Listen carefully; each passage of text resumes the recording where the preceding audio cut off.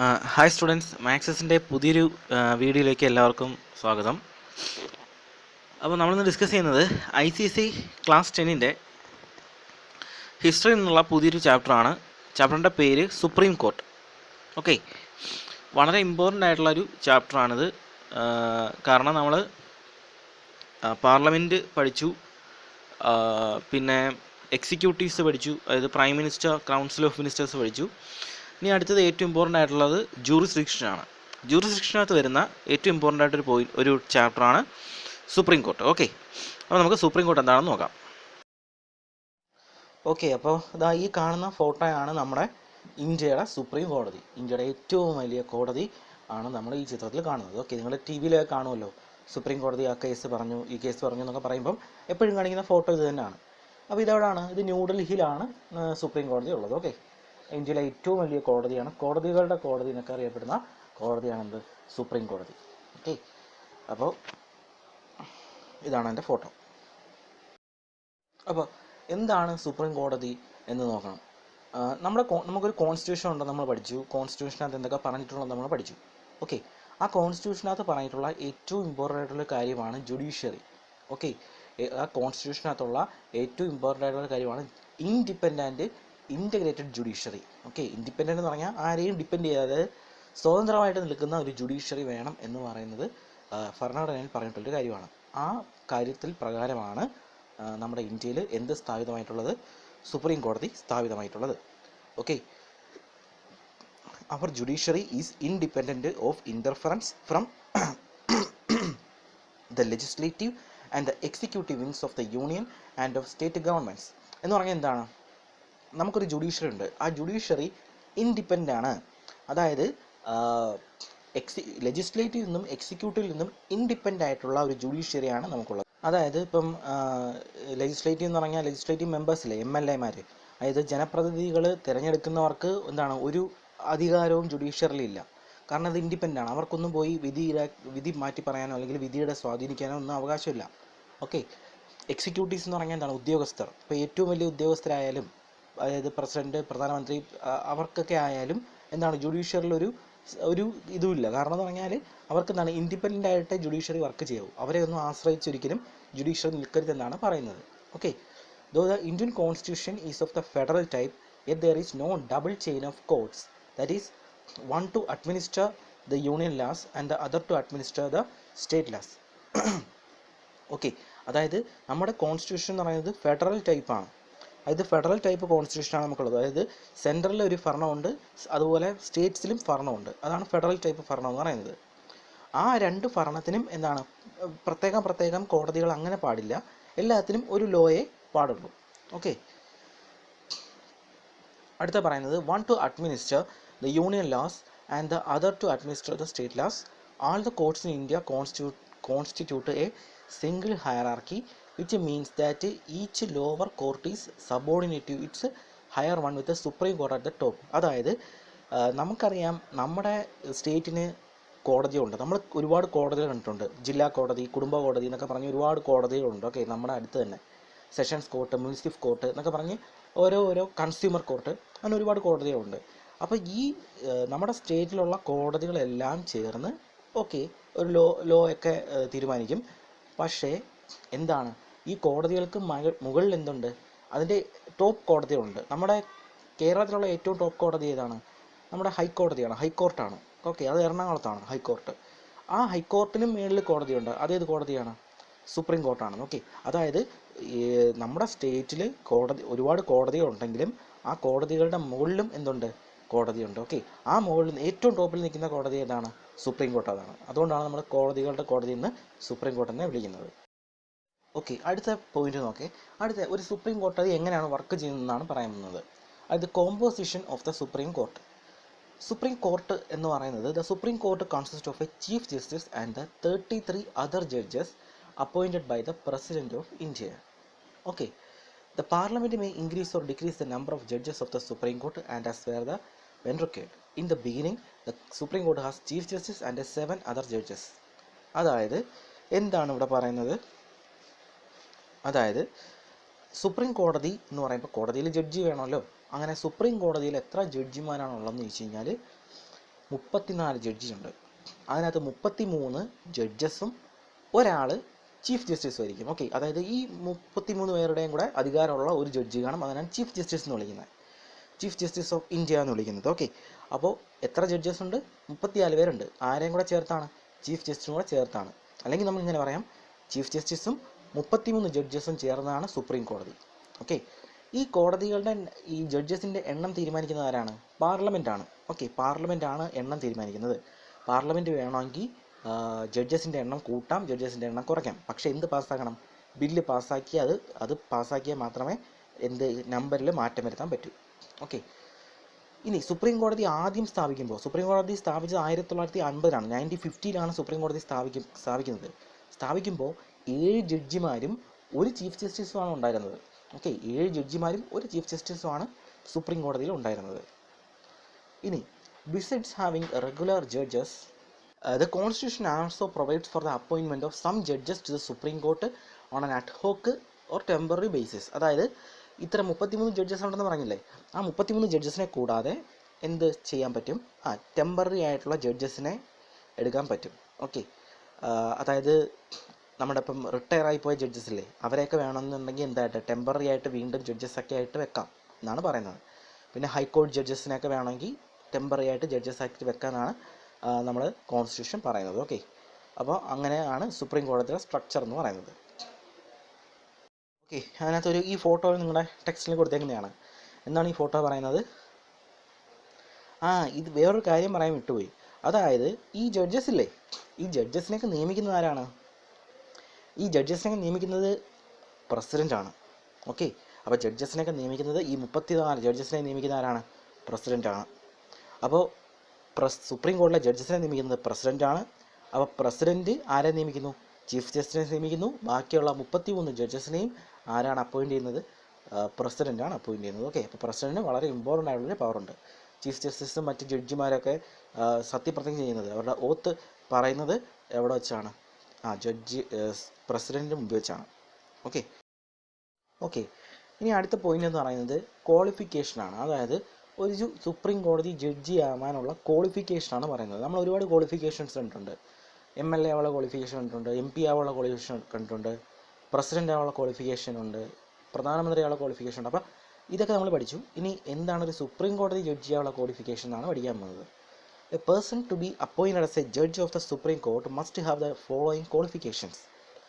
ആദ്യത്, he or she must be a citizen of India. അതായത് ഇന്ത്യയിൽ ഉള്ള ആളായിരിക്കണം, അതായത് ഇന്ത്യൻ സിറ്റിസൺ ആയിരിക്കണം. ഓക്കെ, അതാണ് ഫസ്റ്റ് ക്വാളിഫിക്കേഷൻ. സെക്കൻഡ് ക്വാളിഫിക്കേഷൻ എന്ന് പറയുന്നത്, he or she should have worked for at least 5 years as a judge of a high court or of the 2 or more such കോർട്ട്സ് in succession. അതായത് കുറഞ്ഞത് 5 വർഷമെങ്കിലും ഒരു state ഹൈക്കോർട്ടിൽ practice ചെയ്ത ആളായിരിക്കണം. അതാണ് 2 qualification. Okay, 2 qualification വേണം. Okay, ആദ്യത്തേൽ പറയുന്നത് 2 ക്വാളിഫിക്കേഷൻ വേണം. അതായത് ഇന്ത്യയിലുള്ള ആളായിരിക്കണം, ഇന്ത്യൻ സിറ്റിസൺ ആയിരിക്കണം, ഹൈക്കോടതിയിൽ 5 വർഷത്തെ പ്രാക്ടീസ് വേണമെന്നാണ് പറഞ്ഞിരിക്കുന്നത്. ജഡ്ജിയായിട്ടുള്ള പ്രാക്ടീസ് വേണം. ഇനി ഇത് രണ്ടും ഇല്ല എന്നുണ്ടെങ്കിൽ എങ്ങനെയാണ് അടുത്ത ക്വാളിഫിക്കേഷൻ? ഓക്കെ, അതായത് ഇന്ത്യൻ സിറ്റിസൺ എന്തായാലും ആയിരിക്കണം. ഇനി അടുത്ത ഈ 5 വർഷം പ്രാക്ടീസ് അല്ലാതെ വേറൊരു ക്വാളിഫിക്കേഷനും ഉണ്ട്. He or she should have been for at least 10 years an advocate of a high court or of the 2 or more such courts in succession. അതായത് കുറഞ്ഞത് 10 വർഷമെങ്കിലും ജഡ്ജിയല്ല അഡ്വക്കേറ്റ് ആയിട്ടിരുന്നാലും എന്താണ് ക്വാളിഫിക്കേഷനാണ്. എവിടെ? ഹൈക്കോർട്ടിൽ അഡ്വക്കേറ്റ് ആയിട്ടിരുന്നാലും സുപ്രീം കോടതി ജഡ്ജി ആവാനുള്ള ക്വാളിഫിക്കേഷൻ കിട്ടും. ഓക്കെ, അടുത്തത് ഇത് ഇല്ല എന്നുണ്ടെങ്കിൽ അടുത്ത ക്വാളിഫിക്കേഷൻ എന്താണ്? He or she should be in the opinion of the president A distinguished jurist. അതായത് പ്രസിഡന്റിന് എന്താണ് തീരുമാനിക്കാം, ഇദ്ദേഹം നല്ലൊരു ജഡ്ജാണ്, ഇദ്ദേഹത്തെ ഞാൻ അപ്പോയിൻറ്റ് ചെയ്യണമെന്ന് പ്രസിഡന്റ് പറഞ്ഞാൽ ഓക്കെ, അയാൾക്ക് ജഡ്ജി ആവാം. അപ്പോൾ ഇതാണ് സുപ്രീം കോടതി ജഡ്ജി ആവാനുള്ള ക്വാളിഫിക്കേഷൻസ്. ഓക്കെ, അപ്പോൾ ഇത് വളരെ ഇമ്പോർട്ടൻ്റ് ആണ്. ആദ്യത്തെ ക്വാളിഫിക്കേഷൻ എന്ന് പറയുന്നത് ഇന്ത്യൻ സിറ്റിസൺ ആയിരിക്കണം. രണ്ടാമത്തെ ക്വാളിഫിക്കേഷൻ 5 വർഷം ജഡ്ജായിട്ട് ഹൈക്കോടതി പ്രാക്ടീസ് ചെയ്തിരിക്കണം. അല്ലെങ്കിൽ എന്താണ് 10 വർഷം അഡ്വക്കേറ്റ് ആയിട്ട് പ്രാക്ടീസ് ചെയ്തിരിക്കണം. അല്ലെങ്കിൽ നമ്മുടെ പ്രസിഡന്റിന് തോന്നണം. ഓക്കെ, അല്ലെങ്കിൽ പ്രസിഡന്റ് ഒപ്പീനിയൻ പ്രകാരം എന്താണ് സുപ്രീം കോടതി ജഡ്ജായി മാറും. നിങ്ങളുടെ എക്സാംസിനൊക്കെ സ്ഥിരം വരുന്ന ക്വസ്റ്റ്യനാണ് സുപ്രീം കോടതി ജഡ്ജിയുടെ ക്വാളിഫിക്കേഷൻസ് പറയാൻ. അതുപോലെ പ്രസിഡൻറ്റിൻ്റെ ക്വാളിഫിക്കേഷൻ പറയാനും ചോദിക്കും. പ്രസിഡൻ്റ് ക്വാളിഫിക്കേഷൻ എത്ര വർഷം? 35 വയസ്സായാൽ മാത്രമേ പ്രസിഡൻ്റ് ആവാൻ പറ്റുള്ളൂ. അതുപോലെ പാർലമെൻറ്റ് അംഗമാണെന്നുണ്ടെങ്കിലോ 25 വയസ്സ്. പാർലമെൻറ്റ് അംഗം 25 വയസ്സ്. ഒരു ലെജിസ്ലേറ്റീവ് അസംബ്ലിയിൽ അംഗം, നമ്മുടെ നിയമസഭയിൽ അംഗമാവണമെന്നുണ്ടെങ്കിലും MLA ആവണമെന്നുണ്ടെങ്കിലും 25 വയസ്സ്. ഓക്കെ, പ്രധാനമന്ത്രി ആവണമെന്നുണ്ടെങ്കിലും 25 വയസ്സ്. കാരണം പ്രധാനമന്ത്രി എന്ന് പറയുന്നത് പാർലമെൻറ്റ് തിരഞ്ഞെടുക്കുന്ന ആൾ തന്നെയാണല്ലോ പ്രധാനമന്ത്രി ആവുന്നത്. അപ്പോൾ അതുകൊണ്ടാണ് ക്വാളിഫിക്കേഷൻ വയസ്സ് എത്രയാണ് 25 വയസ്സായി മാറ്റിയിരിക്കുന്നത്. അടുത്ത പോയിന്റ് എന്താണ് പറഞ്ഞിരിക്കുന്നത്? അപ്പോയിൻമെൻറ്റ് ഓഫ് ജഡ്ജസ് ആണ്. എങ്ങനെയാണ് ജഡ്ജിനെ അപ്പോയിൻറ്റ് ചെയ്യുന്നത്? ആരാണ് ജഡ്ജിനെ അപ്പോയിൻറ്റ് ചെയ്യുന്നത്? നമ്മുടെ പ്രസിഡൻ്റാണ് ജഡ്ജിനെ അപ്പോയിൻറ്റ് ചെയ്യുന്നത്. അപ്പോൾ എല്ലാ ജഡ്ജിനെയും അപ്പോയിൻറ്റ് ചെയ്യുന്നത് പ്രസിഡൻ്റാണ്. ചീഫ് ജസ്റ്റിസിനെ അപ്പോയിൻറ്റ് ചെയ്യുന്നതും പ്രസിഡൻ്റാണ്. സാധാ ജഡ്ജ്, ബാക്കിയുള്ള 33 ജഡ്ജസ് ഇല്ലേ, അവരെയൊക്കെ അപ്പോയിൻറ്റ് ചെയ്യുന്നത് പ്രസിഡൻ്റ് തന്നെയാണ്. പക്ഷേ ആര് പറയും? ചീഫ് ജസ്റ്റിസ് നിർദ്ദേശം കൊടുക്കും. ഇന്നയാൾ ഒക്കെ ജഡ്ജാക്കിയാൽ നല്ലതായിരിക്കും എന്ന് ചീഫ് ജസ്റ്റിസ് കൊടുക്കുന്ന നിർദ്ദേശത്തിനനുസരിച്ചായിരിക്കും ആര് ജഡ്ജാക്കുന്നത്? പ്രസിഡൻ്റ് അവരെ ജഡ്ജാക്കി അപ്പോയിൻറ്റ് ചെയ്യുന്നത്. ഓക്കെ, അപ്പോൾ ചീഫ് ജസ്റ്റിസിൻ്റെയും കൂടെ കൺസൾട്ടൻസി തേടിയിട്ടായിരിക്കും ബാക്കിയുള്ള ജഡ്ജസിനെ പ്രസിഡന്റ് അപ്പോയിൻറ്റ് ചെയ്യുന്നത്. ചീഫ് ജസ്റ്റിസിനെ അപ്പോയിൻറ്റ് ചെയ്യുന്നത് ആരാ തന്നെ? പ്രസിഡന്റ് തന്നെ. അപ്പോൾ എന്താണ് അപ്പോയിൻമെൻറ്റ് ഓഫ് ജഡ്ജസിനകത്ത് പഠിക്കാൻ ഇത്രയേ ഉള്ളൂ. പ്രസിഡന്റ് തന്നെയാണ് എല്ലാ ജഡ്ജസിനെയും അപ്പോയിൻറ്റ് ചെയ്യുന്നത്. ബാക്കിയുള്ള ജഡ്ജസിനെ അപ്പോയിൻറ്റ് ചെയ്യാൻ ചീഫ് ജസ്റ്റിസിൻ്റെ കൺസൾട്ടൻസി തേടുമെന്ന് മാത്രം. അപ്പോൾ ഇതാണ് അതിനകത്ത് പറയുന്നത്. ഓക്കെ, അടുത്ത പോയിന്റ് എന്താണ്? Seat of the supreme court. അതായത് എവിടെയാണ് സുപ്രീം കോർട്ട് സ്ഥിതി എന്നാണ് പറഞ്ഞിരിക്കുന്നത്. The supreme court normally sits at New Delhi. ന്യൂഡൽഹിയിലാണ് സുപ്രീം കോർട്ടുള്ളത്. It may also sit in some other places if the chief justice with the approval of the president so decides. അതായത് ഇപ്പോൾ നമ്മൾ പറയത്തില്ലേ, അതായത് കോടതി എന്ന് പറയുന്നത് ഒരു കെട്ടിടമാണ്. അപ്പോൾ കോടതി എന്ന് പറയുന്നത് കെട്ടിടമാണ്. അപ്പോൾ കോടതിയിലുള്ള ഒരുപാട് കേസുകൾ വാദിക്കും. പക്ഷേ യഥാർത്ഥത്തിലുള്ള ഒരു പോയിന്റ് ഓഫ് വ്യൂവിൽ ജഡ്ജി എവിടെ ഇരിക്കുന്നോ അതാണ് കോടതി എന്നുള്ളൊരു കാര്യം ഉണ്ട്. അത് നിങ്ങൾ അറിഞ്ഞിരിക്കണം. ഓക്കെ, ജഡ്ജി എവിടെ ഇരിക്കുന്നോ അതാണ് കോടതി. ഇപ്പം ഒരു കള്ളനെ പിടിച്ചു. അപ്പോൾ കള്ളനെ പിടിച്ച് പോലീസുകാർ മജിസ്ട്രേറ്റിന് മുമ്പിൽ ഹാജരാക്കുന്ന കഴിയില്ലേ? അതായത് മജിസ്ട്രേറ്റ് എന്ന് പറഞ്ഞാൽ ജഡ്ജിയുടെ മുമ്പിൽ ഹാജരാക്കും. അപ്പോൾ ജഡ്ജിയുടെ മുമ്പിൽ എന്ന് പറഞ്ഞാൽ കോടതിയിൽ തന്നെ ഹാജരാക്കണമെന്നില്ല. ചിലപ്പോൾ കോടതി ഒഴിവാണെന്നുണ്ടെങ്കിൽ മജിസ്ട്രേറ്റ് വീട്ടിലായിരിക്കുമല്ലോ, അപ്പോൾ വീട്ടിൽ ഹാജരാകും. അപ്പോൾ എന്താണ് അവിടെ സംഭവിക്കുന്നത്? മജിസ്ട്രേറ്റ് എവിടെ ഇരിക്കുന്നോ അതാണ് കോടതി, അല്ലെങ്കിൽ ജഡ്ജി എവിടെ ഇരിക്കുന്നോ അതാണ് കോടതി എന്നുള്ളത് ആണ് എന്താണ് പോയിന്റ്. ഓക്കെ, അപ്പോൾ അതും നിങ്ങളുടെ പറഞ്ഞിട്ടുണ്ട്, ടെക്സ്റ്റിനകത്ത് പറഞ്ഞിട്ടുണ്ട്. It may also sit in some other place if the chief justice with the approval of the president so decides. അപ്പോൾ ചീഫ് ജസ്റ്റിസ് അദ്ദേഹത്തിൻ്റെ വീട്ടിൽ ഇരുന്ന് കഴിഞ്ഞാൽ അതാണ് കോടതിയായിട്ട് മാറുന്നത്. ഓക്കെ, അതാണ് അവിടെ പറഞ്ഞിരിക്കുന്നത്, seat of the supreme court. അടുത്തത് ടേം ഓഫ് ഓഫീസാണ്. അതായത് ഒരു ചീഫ് ജസ്റ്റിസിന് അല്ലെങ്കിൽ സുപ്രീം കോടതി ജഡ്ജിക്ക് എത്ര കാലം ആ പദവിയിൽ തുടരാൻ പറ്റും എന്നുള്ളതാണ് ടേം ഓഫ് ഓഫീസ് കൊണ്ട് സൂചിപ്പിക്കുന്നത്. അപ്പോൾ എന്താണ് term? The chief justice and the judge of the supreme court holds the office till the completion of 65 years of age. അതായത് ഇവരെ നിയമിച്ചു കഴിഞ്ഞിട്ട് 65 വയസ്സ് വരെ ഇവർക്ക് ജോലി ചെയ്യാം. ഓക്കെ, എത്ര വയസ്സ് വരെ? 65 വയസ്സ് വരെ ജോലി ചെയ്യാം. 65 വയസ്സ് കഴിഞ്ഞാൽ അവർ സ്വയം വിരമിക്ക് പോകണം.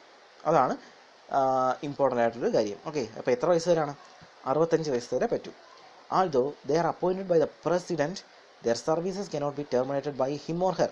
അതായത് ഇപ്പോൾ ഒരു പ്രസിഡൻറ്റ് അപ്പോയിൻറ്റ് ചെയ്തു, പ്രസിഡൻറ്റ് ചീഫ് ജസ്റ്റിസിനെയും ജഡ്ജസിനെയൊക്കെ അപ്പോയിൻറ്റ് ചെയ്തു. ഇനി ജഡ്ജസ് എന്തെങ്കിലും ഒരു മിസ്കണ്ടക്ട് ചെയ്തു, അതെന്തെങ്കിലും ഒരു തെറ്റ് ചെയ്തു, അപ്പോൾ ജഡ്ജസിനെ പിരിച്ചുവിടാൻ പറ്റുമോ? ആര് പിരിച്ചുവിടും? അല്ലെങ്കിൽ ജഡ്ജസിനെ ആര് റിമൂവ് ചെയ്യും? പ്രസിഡൻറ്റ് റിമൂവ് ചെയ്യും എന്ന് പറയരുത്. കാരണം പ്രസിഡൻറ്റ് അപ്പോയിൻറ്റ് ചെയ്യാൻ മാത്രമേ അധികാരമുള്ളൂ, പ്രസിഡൻറ്റിനെ റിമൂവ് ചെയ്യാൻ അധികാരമില്ല. അപ്പോൾ അത് എന്ന് പറയുന്നത് ഒരു ജഡ്ജിനെ റിമൂവ് ചെയ്യണമെന്നുണ്ടെങ്കിൽ എന്ത് പാസ്സാക്കണം? ഇംപീച്ച്മെൻറ്റിലൂടെ മാത്രമേ പറ്റൂ. അപ്പോൾ ഒരു ജഡ്ജിനെ റിമൂവ് ചെയ്യണമെന്നുണ്ടെങ്കിൽ ഇംപീച്ച്മെൻറ്റിലൂടെ മാത്രമേ പറ്റൂ. ആ ഇംപീച്ച്മെൻറ്റ് എന്ന് പറഞ്ഞാൽ എന്താണ്? പ്രസിഡൻറ്റിൻ്റെ ഇംപീച്ച്മെൻ്റ് ഇല്ലേ, അതെവിടെ പാസ്സാവുന്നത്? പാർലമെൻറ്റിലല്ലേ പാസ്സാവുന്നത്. അതുപോലെ തന്നെ പാർലമെൻറ്റിൽ ബില്ല് കൊണ്ടുവന്ന് അത് പാസ്സാക്കി എടുത്തെങ്കിൽ മാത്രമേ ഒരു ജഡ്ജിയെ എന്ത് ചെയ്യാൻ പറ്റൂ? റിമൂവ് ചെയ്യാൻ പറ്റൂ. അപ്പോൾ അതാണ് ടേം ഓഫ് ഓഫീസും പ്രസിഡൻറ്റിൻ്റെ ജഡ്ജസിൻ്റെ റിമൂവും കുറിച്ച് പറയാനുള്ളത്. Okay, the procedure for impeachment of judge of a Supreme Court is the same as that of followed for the impeachment of the president of India. അതാണ് പറയുന്നത്. അടുത്ത നമുക്ക് പഠിക്കാനുള്ളത് jurisdiction and the functions of the supreme കോർട്ടാണ്. എന്താണ് jurisdiction എന്ന് പറയുന്നത്? അതായത് വിധി, എങ്ങനെയാണ് സുപ്രീം കോടതി വിധി പ്രഖ്യാപിക്കുന്നതും എന്താണ് സുപ്രീം കോടതിയിൽ ചെയ്യുന്നതും എന്നുള്ളതാണ് ഇനി പഠിക്കാൻ പോകുന്നത്. നമുക്കറിയാമല്ലോ, സാധാരണ കോടതികളെ പോലെ അല്ല സുപ്രീം കോടതി എന്ന് പറയുന്നത്. നമുക്കറിയാം, നമ്മുടെ നാട്ടിൽ ഒരുപാട് കോടതികളുണ്ട്. കുടുംബ കോടതി, ജില്ലാ കോടതി, മുനിസിഫ് കോടതി, സെഷൻസ് കോടതി എന്നൊക്കെ പറഞ്ഞ് ഒരുപാട് കോടതികളുണ്ട്. നമ്മളിപ്പോൾ ഒരു ചെറിയൊരു അടിപിടി കേസൊക്കെ നടക്കുകയാണെന്നുണ്ടെങ്കിൽ നമ്മളവിടെ പോകും. മുനിസിഫ് കോർട്ട് എന്ന് പറഞ്ഞാൽ ചെറിയ കോടതിയിൽ പോകും. അല്ലെങ്കിൽ നമ്മുടെ പ്രശ്നമുണ്ട്, കുടുംബമായിട്ടുള്ളൊരു പ്രശ്നമൊക്കെ ഉണ്ടെന്നുണ്ടെങ്കിൽ, കുടുംബ വഴക്കൊക്കെ ഉണ്ടെങ്കിൽ കുടുംബ കോടതിയിൽ പോകും. അപ്പോൾ ചെറിയ ചെറിയ കൺസ്യൂമർ തമ്മിലുള്ള പ്രശ്നമാണെന്നുണ്ടെങ്കിൽ കൺസ്യൂമർ കോർട്ടിൽ പോകും. അപ്പോൾ ഇങ്ങനെയൊക്കെ ഓരോ കോർട്ട് ഉണ്ടാക്കി വെച്ചിട്ടുണ്ട്. അപ്പോൾ സുപ്രീം കോടതിയിൽ എന്ത് കേസാണ് വരുന്നത്? അതാണ് നമ്മളിനി പഠിക്കാൻ പോകുന്നത്. അതൊരു പ്രത്യേക തരത്തിലുള്ള ഒരു രീതിയിലാണ് സുപ്രീം കോടതിയിൽ ഒരു കേസ് വരുന്നത്. അപ്പോൾ എങ്ങനെയൊക്കെയാണ് സുപ്രീം കോടതിയിൽ വിധി വരുന്നതും എന്നൊക്കെയാണ് നമ്മൾ പഠിക്കാൻ പോകുന്നത്. എങ്ങനെയാണ് ഒരു കേസ് സുപ്രീം കോടതിയിൽ എത്തുന്നത് എന്നുള്ളതിനെ കുറിച്ചാണ് ഇതിനകത്ത് പറയാൻ പോകുന്നത്. അപ്പോൾ ഇതിനകത്ത് പറഞ്ഞിട്ടുണ്ട്, ആദ്യം പറഞ്ഞത് എന്താണ്? The supreme court being the highest court in the country is the guardian of the constitution. അതായത് സുപ്രീം കോടതിയാണ് ഇന്ത്യയിലെ ഏറ്റവും വലിയ കോടതി. അപ്പോൾ അത് ആരാണ്? ഗാർഡിയൻ ഓഫ് ദ കോൺസ്റ്റിറ്റ്യൂഷൻ ആണ്. അതായത് നമ്മുടെ കോൺസ്റ്റിറ്റ്യൂഷനെ പ്രൊട്ടക്റ്റ് ചെയ്യുന്നത്, കോൺസ്റ്റിറ്റ്യൂഷൻ്റെ കാവലാൾ എന്ന് പറയുന്ന ആരാണ്? സുപ്രീം കോടതിയാണ്. അപ്പോൾ കോൺസ്റ്റിറ്റ്യൂഷന് പ്രകാരം അല്ലെങ്കിൽ കോൺസ്റ്റിറ്റ്യൂഷനെതിരായിട്ട് ആരെങ്കിലും എന്തെങ്കിലും കാര്യം ചെയ്യുന്നുണ്ടെങ്കിൽ അത് തടയിടേണ്ടതും അതിനെതിരെ പ്രതികരിക്കേണ്ട ആര് തന്നെയാണ്? സുപ്രീം കോടതി തന്നെയാണ്. കാരണം കോൺസ്റ്റിറ്റ്യൂഷൻ്റെ പ്രൊട്ടക്ഷനാണ് ആര്? കോൺസ്റ്റിറ്റ്യൂഷൻ്റെ ഗാർഡിയൻ ആരാണ്? സുപ്രീം കോടതിയാണ്. Okay, it is armed with extensive powers and it performs judicial, administrative, advisory and other functions. അപ്പോൾ ജുഡീഷ്യലായിട്ടുള്ള ഫംഗ്ഷനെ കൂടാതെ അഡ്മിനിസ്ട്രേറ്റീവ് ഫംഗ്ഷനും അഡ്വൈസറി ഫങ്ഷൻസും ചെയ്യുന്നുണ്ട്. അപ്പോൾ എന്തൊക്കെയാണ് നമുക്ക് ജുഡീഷ്യൽ ഫങ്ഷൻസ് എന്ന് നോക്കാം. ഓക്കെ, അപ്പോൾ രണ്ട് തരത്തിലുള്ള ജുഡീഷ്യൽ ഫങ്ഷൻസ് ആണ് സുപ്രീം കോടതിയിൽ വരുന്നത്. ഒന്നാമത്തെ ഫങ്ഷൻ എന്ന് പറയുന്നത് ഒറിജിനൽ ജൂറിസ്ഡിക്ഷൻ ആണ്. Original jurisdiction. രണ്ടാമത്തെ ഫങ്ഷൻ എന്ന് പറയുന്നത് അപ്പലേറ്റ് ജൂറിസ്ഡിക്ഷൻ ആണ്. ഓക്കെ, അപ്പോൾ എന്തൊക്കെയാണ് രണ്ട് ജൂറിസ്ഡിക്ഷൻ? ഒറിജിനൽ ജൂറിസ്ഡിക്ഷനും അപ്പലേറ്റ് ജൂറിസ്ഡിക്ഷനും. അപ്പോൾ നമുക്ക് എന്താണ് ഒറിജിനൽ ജൂറിസ്ഡിക്ഷൻ എന്ന് നോക്കാം. വളരെ ഇമ്പോർട്ടൻ്റ് ആയിട്ടുള്ളൊരു ടോപ്പിക്കാണ് ഈ ഒറിജിനലും അപ്പലേറ്റ് ജൂറിസ്ഡിക്ഷനും. ഓക്കെ, പരീക്ഷ എപ്പോഴും ചോദിക്കുന്ന ചോദ്യമാണ്. ഒറിജിനൽ ജൂറിസ്ഡിക്ഷൻ എന്ന് പറയുന്നത് of the supreme court extend to those cases which are brought before in the first instance. Types of such cases are given below. അപ്പോൾ എന്താണ് ഒറിജിനൽ ജൂറിസ്ഡിക്ഷൻ എന്ന് പറയുന്നത്? അതായത് ആദ്യമായിട്ട് സുപ്രീം കോടതിയുടെ മുന്നിൽ വരുന്ന കേസുകളാണ് എന്ത്? ഒറിജിനൽ ജൂറിസ്ഡിക്ഷൻ എന്ന് പറയുന്നത്. അതായത് സുപ്രീം കോടതിയിൽ നേരിട്ട് വരുന്ന കേസുകളെ കുറിച്ചാണ് ഉള്ള വിധിയിലാണ് നമ്മൾ ഒറിജിനൽ ജൂറിസ്ഡിക്ഷൻ എന്ന് പറയുന്നത്. അപ്പോൾ എങ്ങനെയൊക്കെയാണ് സുപ്രീം കോടതിയിൽ നേരിട്ട് കേസുകൾ എത്തുന്നത്? അത് മൂന്ന് തരത്തിലെത്താം. ഒന്നാമത്തെ പോയിൻ്റാണ് സെൻട്രൽ സ്റ്റേറ്റ് ഡിസ്പ്യൂട്ട്. അതായത് സെൻട്രൽ ഗവൺമെൻറ്റും സ്റ്റേറ്റ് ഗവൺമെൻറ്റും തമ്മിൽ എന്തെങ്കിലും ഒരു തർക്കം ഉണ്ടായി കഴിഞ്ഞാൽ ആ തർക്കം പരിഹരിക്കുന്ന ആരാണ്? സുപ്രീം കോടതിയാണ്. അപ്പോൾ ആ കേസ് നേരിട്ട് സുപ്രീം കോടതിയിലല്ലേ എത്തുന്നത്. അതുകൊണ്ടാണ് ഒറിജിനൽ ജൂറിസ്ഡിക്ഷൻ എന്ന് പറയുന്നത്. ഓക്കെ, അപ്പോൾ ഒന്നാമത്തെ പോയിന്റ് എന്താണ്? Central state ഡിസ്പ്യൂട്ടാണ്. സെൻട്രലും സ്റ്റേറ്റും തമ്മിൽ എന്തെങ്കിലും ഒരു കാര്യത്തിൽ ഡിസ്പ്യൂട്ട് ഉണ്ടായി കഴിഞ്ഞാൽ ഓക്കെ, അത് എവിടെയാണ് പോകുന്നത്? ആ ഡിസ്പ്യൂട്ട് പരിഹരിക്കുന്ന ആരാണ്? നമ്മുടെ സുപ്രീം കോടതിയാണ്. അടുത്ത രണ്ടാമത്തെ പോയിന്റ് എന്ന് പറയുന്നത് ഇൻ്റർ സ്റ്റേറ്റ് ഡിസ്പ്യൂട്ടാണ്. അതായത് നമ്മുടെ കേരളവും തമിഴ്നാടും തമ്മിൽ ഒരു അതിർത്തി തർക്കം വരുന്നു, അല്ലെങ്കിൽ എന്തെങ്കിലും ഒരു പ്രശ്നം വരുന്നു. ഇപ്പോൾ വാട്ടർ ഡിസ്പ്യൂട്ട് വരുന്നു. അപ്പോൾ നമ്മൾ അറിയില്ലേ, നമ്മുടെ കേരളവും തമിഴ്നാടും തമ്മിലുള്ള ഏറ്റവും വലിയ ഡിസ്പ്യൂട്ട് എന്താണ്? മുല്ലപ്പെരിയാർ വിഷയമല്ലേ? മുല്ലപ്പെരിയാർ ഡിസ്പ്യൂട്ടല്ലേ? മുല്ലപ്പെരിയാർ ഡാമിനെ ചൊല്ലിയുള്ള ഡിസ്പ്യൂട്ടല്ലായിരുന്നോ? ആ ഡിസ്പ്യൂട്ട് നടക്കുമ്പോൾ എവിടെയാണ് കേസ് നടന്നത്? സുപ്രീം കോടതിയിലാണ് കേസ് നടക്കുന്നത്. ഓക്കെ, അപ്പോൾ ഇൻ്റർ സ്റ്റേറ്റ് ഡിസ്പ്യൂട്ട്സ് പരിഹരിക്കുന്ന എവിടെയാണ്? സുപ്രീം കോടതിയിലാണ്. ഓക്കെ, ഇൻ്റർ സ്റ്റേറ്റ് ഡിസ്പ്യൂട്ടും സെൻട്രൽ സ്റ്റേറ്റ് തമ്മിലുള്ള ഡിസ്പ്യൂട്ടും പരിഹരിക്കുന്നത് സുപ്രീം കോടതിയിലാണ്. മൂന്നാമത്തെ പോയിന്റ് എന്ന് പറയുന്നത് dispute relating to the fundamental rights. Okay, അതായത് ഫണ്ടമെൻ്റൽ റൈറ്റ്സിനെ കുറിച്ചുള്ള ഡിസ്പ്യൂട്ടുകളും എവിടെയാണ്? സുപ്രീം കോടതിയിലാണ് എത്തുന്നത്. അതായത് supreme court has the power to issue orders or writs for the enforcement of the fundamental rights. Any citizen can move the supreme court in the case of violation of these rights in the first instance. അതായത് നമ്മുടെ കോൺസ്റ്റിറ്റ്യൂഷനകത്ത് ഏറ്റവും important ആയിട്ടൊരു പറയുന്നൊരു കാര്യമാണ് fundamental rights, അതായത് ഒരു പൗരനുണ്ടായിരിക്കേണ്ട അവകാശങ്ങളെക്കുറിച്ചാണ് fundamental rights പറയുന്നത്. ഇപ്പം എക്സാമ്പിൾ, എനിക്ക് വിദ്യാഭ്യാസം നേടാനുള്ള അവകാശം, എഡ്യൂക്കേഷനുള്ള അവകാശമുണ്ട്, അതൊരു ഫണ്ടമെൻ്റൽ റൈറ്റാണ്. എനിക്ക് ഇന്ത്യയുടെ ഏത് ഭാഗത്ത് വേണമെങ്കിലും സഞ്ചരിക്കാനുള്ള അവകാശമുണ്ട്, അതൊരു ഫണ്ടമെൻ്റൽ റൈറ്റാണ്. എൻ്റെ ജീവനും സ്വത്തിനും സംരക്ഷണം നൽകാനുള്ള അവകാശം, ജീവനും സ്വത്തിനും സംരക്ഷിക്കേണ്ടതിൻ്റെ അവകാശം ആർക്കുണ്ട്? അത് ഗവൺമെൻറ്റിനുണ്ട്. അപ്പോൾ അത് സംരക്ഷിച്ചില്ല എന്നുണ്ടെങ്കിൽ എനിക്ക് എവിടെ പോകാം? സുപ്രീം കോടതിയിൽ പോകാം. അതുപോലെ തന്നെ ഒരുപാട് ഫണ്ടമെൻ്റൽ റൈറ്റ്സ് ഉണ്ട്. 6 ഫണ്ടമെൻ്റൽ റൈറ്റ്സ് ആണുള്ളത്. അപ്പോൾ ഈ ഫണ്ടമെൻ്റൽ റൈറ്റ്സിൻ്റെ ലംഘനം ഉണ്ടായിക്കഴിഞ്ഞാൽ എനിക്ക് നേരിട്ട് എങ്ങോട്ട് പോകാം? സുപ്രീം കോടതിയിലോട്ട് പോകാം. അപ്പോൾ അത് ഫസ്റ്റ് ഇൻസ്റ്റൻസ് ആണ്. ഫസ്റ്റ് ഇൻസ്റ്റൻസിൽ വരുന്ന കേസാണ് അതൊക്കെ. ആ ഫസ്റ്റ് ഇൻസ്റ്റൻസിൽ വരുന്ന കേസിനെയാണ് നമ്മൾ ഒറിജിനൽ ജൂറിസ്ഡിക്ഷൻ എന്ന് വിളിക്കുന്നത്. ഓക്കെ, അടുത്ത 4ാമത്തെ കേസ് എങ്ങനെയാണെന്ന് വെച്ച് കഴിഞ്ഞാൽ case relating to the interpretation of the constitution. Interpretation of the constitution അകത്ത് ഉള്ള കേസുകളും എവിടെ പരിഹരിക്കും? സുപ്രീം കോടതിയിലാണ് വരുന്നത്. All the cases in which an interpretation of the constitution is involved can be directly fielded in the Supreme Court. അതായത് interpretation of the constitution എന്ന് പറയുന്നത്, ഇപ്പോൾ കോൺസ്റ്റിറ്റ്യൂഷനകത്ത് എന്തെങ്കിലും ഒരു കാര്യം പറയുമ്പോൾ ഇവർ തമ്മിൽ തർക്കമോ, 2 ഗ്രൂപ്പുകൾ തമ്മിൽ തർക്കമാകുന്നു. ആ കോൺസ്റ്റിറ്റ്യൂഷനകത്ത് അങ്ങനെയാണ് പറഞ്ഞിരിക്കുന്നത്, അത് വ്യാഖ്യാനിക്കേണ്ടത് ഇങ്ങനെയാണ്, അതിൻ്റെ അർത്ഥം അങ്ങനെയാണ്, അതല്ലാതെ ഇങ്ങനെയല്ല എന്ന് 2 കൂട്ടരും തമ്മിൽ അടിയാവും. അപ്പോൾ അടിയായിട്ട് എവിടെ പോകുന്നു? ഇതിൻ്റെ യഥാർത്ഥ മീനിങ് അറിയാൻ വേണ്ടി സുപ്രീം കോടതിയിലോട്ട് ചെല്ലുന്നു. സുപ്രീം കോടതി പറയും അതിങ്ങനെയാണല്ല, ഇത് ഇങ്ങനെ തന്നെയാണ് എന്ന് സുപ്രീം കോടതി പറയും. അപ്പം കറക്റ്റായിട്ടുള്ള ഇൻ്റർപ്രിട്ടേഷൻ ലഭിക്കാൻ വേണ്ടി സുപ്രീം കോടതി എന്താണത്, കോൺസ്റ്റിറ്റ്യൂഷൻ എന്താണെന്ന് പറഞ്ഞിരിക്കുന്നതെന്ന് അറിയാൻ വേണ്ടി അങ്ങോട്ട് പോകും? സുപ്രീം കോടതിയിൽ ഡയറക്റ്റ് നമുക്ക് കേസ് പോകാം. അപ്പോൾ അത് എവിടെ വരും? ഒറിജിനൽ ജൂറിസ്ഡിക്ഷനകത്ത് വരും. ഓക്കെ, അതാണ് ഒറിജിനൽ ജൂറിസ്ഡിക്ഷൻ്റെ പോയിൻറ്റ്സുകൾ. 4 പോയിൻറ്റ്സാണ് അതിനകത്തുള്ളത്. Central state disputes, interstate disputes, dispute between 2 or more states, പിന്നെ അതായത് disputes relate to the fundamental rights, പിന്നെ cases relate to the interpretation of the constitution. അപ്പോൾ 4 പോയിൻറ്റ് ഭയങ്കര ഇമ്പോർട്ടൻറ്റ് പോയിൻറ്റ്സ് ആണ്. ഓക്കെ, അപ്പോൾ അതാണ് ഒറിജിനൽ ജൂറിസ്ഡിക്ഷൻ എന്ന് പറയുന്നത്. നമുക്ക് സുപ്രീം കോടതിയിൽ ഡയറക്റ്റ് ആയിട്ട് പോകുന്ന കേസുകളെ കുറിച്ചാണ് ഒറിജിനൽ ജൂറിസ്ഡിക്ഷൻ പറയുന്നത്. അപ്പോൾ ഇന്നത്തെ ക്ലാസ് ഒറിജിനൽ ജൂറിസ്ഡിക്ഷൻ വെച്ച് നമുക്ക് നിർത്താം. ഓക്കെ, നമുക്ക് അപ്പലേറ്റ് ജൂറിസ്ഡിക്ഷൻ കുറച്ച് പറയാനുണ്ട്. ഓക്കെ, കുറച്ച് കൂടുതലായിട്ട് പറയാനുള്ള ഇതുള്ളതുകൊണ്ടാണ് അപ്പലേറ്റ് ജൂറിസ്ഡിക്ഷൻ പറയുന്നത്. അപ്പോൾ എന്തായാലും നമ്മൾ ഇന്ന് പഠിച്ചത് വളരെ ഇമ്പോർട്ടൻ്റ് ആയിട്ടൊരു കാര്യമാണ്. സുപ്രീം കോടതിയുടെ സ്ട്രക്ചർ പഠിച്ചു, സുപ്രീം കോടതിയിലുള്ള ജഡ്ജസിനെ കുറിച്ച് പഠിച്ചു, അപ്പോയിൻ്റ് ചെയ്യുന്ന പഠിച്ചു, സുപ്രീം കോടതിയുടെ പഠിച്ചു? സുപ്രീം കോടതിയിലെ term of office of judges പഠിച്ചു, അപ്പോയിൻമെൻറ്റ് ഓഫ് ജഡ്ജസ് പഠിച്ചു, ക്വാളിഫിക്കേഷൻ ഓഫ് ജഡ്ജസ് പഠിച്ചു. ഓക്കെ, പിന്നെ ജൂറിസ്ഡിക്ഷൻ പഠിച്ചു. ജൂറിസ്ഡിക്ഷനകത്ത് ഒറിജിനൽ ജൂറിസ്ഡിക്ഷൻ പഠിച്ചു. ഓക്കെ, ഇനി അപ്പലേറ്റ് ജൂറിസ്ഡിക്ഷൻ ഉണ്ട്. അടുത്ത് നമുക്ക് അടുത്ത ക്ലാസ് എടുക്കാം. അപ്പോൾ ഈ നോട്ട്സ് എന്ന് പറയുന്നത് ഞാനിപ്പോൾ തന്ന ആ ടെക്സ്റ്റിനകത്തുള്ള ആ പോയിൻറ്റ്സ് തന്നെയാണ് നിങ്ങളുടെ നോട്ട്സ്. ഓക്കെ, അതിനകത്ത് വേറെ നോട്ട്സ് ഒന്നും തരാനില്ല. അപ്പോൾ അത് നിങ്ങൾ പഠിക്കുക.